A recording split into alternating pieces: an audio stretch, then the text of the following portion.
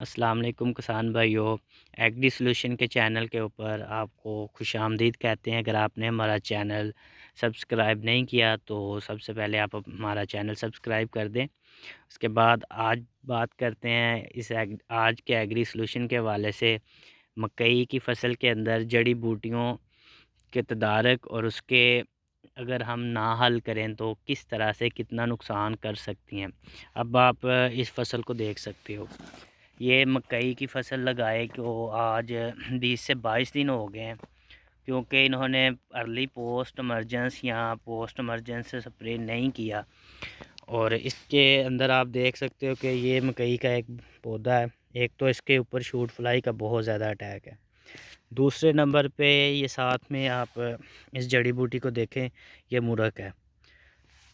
अगर इस जड़ी बूटी की बात करें तो इसकी जड़ या इसका बीज है वो एक छोटी सी गंडी की तरह ज़मीन के अंदर होता है। जैसे अगर आप इसको निकाल कर देखें तो आपको नज़र आएगा कि ये नीचे एक छोटी सी गंडी से इस तरह से इकट्ठे होके ये निकलने हैं।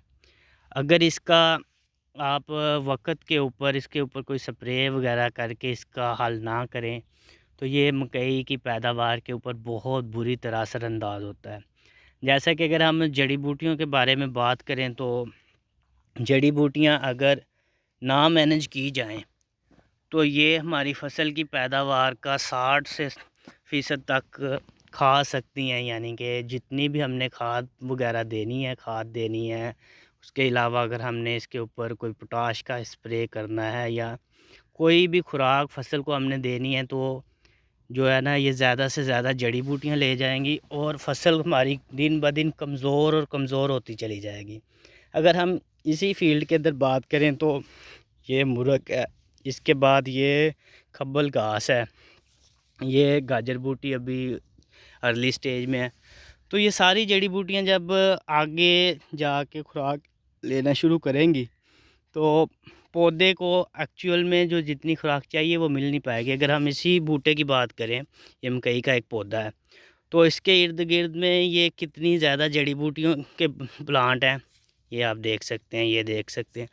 तो असल फसल का बूटा तो एक है, लेकिन जो जड़ी बूटियां हैं साथ में वो इतनी ज़्यादा तादाद में है कि जो खाद हमने इस मकई के बूटे को देनी है वो मकई को असल में लगेगी नहीं, वो ये सारी जड़ी बूटियां ले जाएंगी और हमारी पैदावार जो है खुराक की कमी की वजह से एक तो कम हो जाएगी। दूसरे नंबर पे जो ज़मीन के अंदर इन जड़ी बूटियों के ऊपर इंसेक्ट आएंगे, वो हमारी फसल को भी नुकसानदेह होंगे और वो एक एज ए पेस्ट बन के हमारी फसल को मज़ीद से मज़ीद ख़राब करेंगे। इसलिए हमें चाहिए कि सबसे पहले हम इन जड़ी बूटियों का हल करें।